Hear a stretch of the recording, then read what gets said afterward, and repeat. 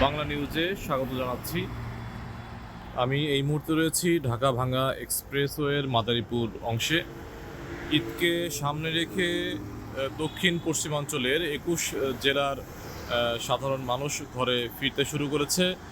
সোমবার সকাল থেকে ঢাকা-ভাঙ্গা যে এক্সপ্রেসওয়ে রয়েছে সেই এক্সপ্রেসওয়েতে দক্ষিণাঞ্চলগামী যানবাহনের কিছুটা চাপ লক্ষ্য করা গিয়েছে। মূলত ঈদকে সামনে রেখে ঢাকাতে যে কর্মজীবী মানুষেরা রয়েছেন তাদের পরিবার এবং পরিজনকে ঈদের চাপ বাড়ার আগেভাগেই বাড়িতে পাঠিয়ে দিচ্ছেন বলে আমরা কথা বলে জানতে পেরেছি। আর এই কারণেই সোমবার সকাল থেকে ঢাকা-ভাঙ্গা এক্সপ্রেসওয়ে কিছুটা ব্যস্ত হয়ে উঠেছে। তবে ঈদের যেই বাড়তি চাপ অর্থাৎ পুরোপুরি যেই পরিবহনের চাপ সেই চাপ এখনও সৃষ্টি হয়নি বলে আমাদেরকে জানিয়েছেন পরিবহন সংশ্লিষ্টরা।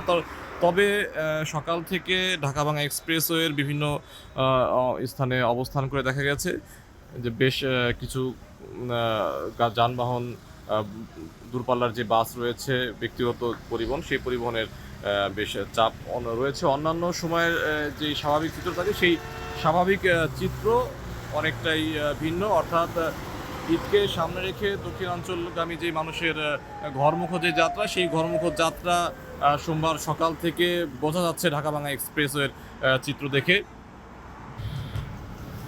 তবে ঈদের যেই ঘরমুখ যে যাত্রা অর্থাৎ ঘরমুখ মানুষের যে বাড়তি চাপ, সেই বাড়তি চাপ আগামীকাল মঙ্গলবার এবং বুধবার থেকে পুরোদমে ঢাকা-ভাঙ্গা এক্সপ্রেসওয়েতে দেখা যাবে বলে আমাদেরকে জানিয়েছেন পরিবহন সংশ্লিষ্টরা। এছাড়া সোমবার সকাল থেকে স্বাভাবিক যেই পরিবহনের গতি, সেই গতি পরিবহনের যে বাড়তি চাপ, সেই চাপটা আমরা লক্ষ্য করেছি।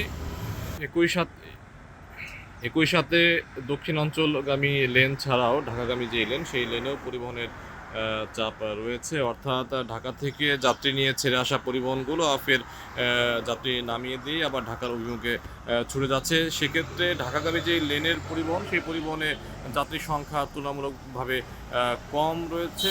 আর এছাড়া দক্ষিণাঞ্চলগামী যেই লেন, সেই লেনে দূরপাল্লার যে পরিবহন রয়েছে, সেই পরিবহনে যানবাহনের যাত্রীদের বাড়তি চাপ রয়েছে। প্রতিটি পরিবহনই দেখা গেছে যে যাত্রীতে পূর্ণ। এছাড়া ব্যক্তিগত পরিবহন, মোটরসাইকেলও করেও সাধারণ মানুষ ফিরতে শুরু করেছে।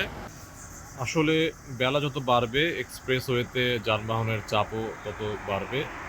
ঈদের ছুটি শুরু হলে এই চাপ কয়েক গুণ বেড়ে যাবে ঢাকা-ভাঙ্গা এক্সপ্রেসওয়েতে, এমনটাই জানিয়েছেন পরিবহন সংশ্লিষ্টরা।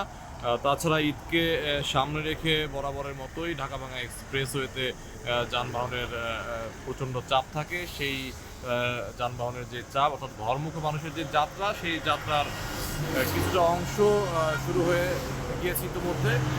এই ছিল ঢাকা-ভাঙ্গা এক্সপ্রেসওয়েতে ঈদ যাত্রার সর্বশেষ সংবাদ। ইমতিয়াজ আহমেদ, বাংলা নিউজ 24, মাদারীপুর।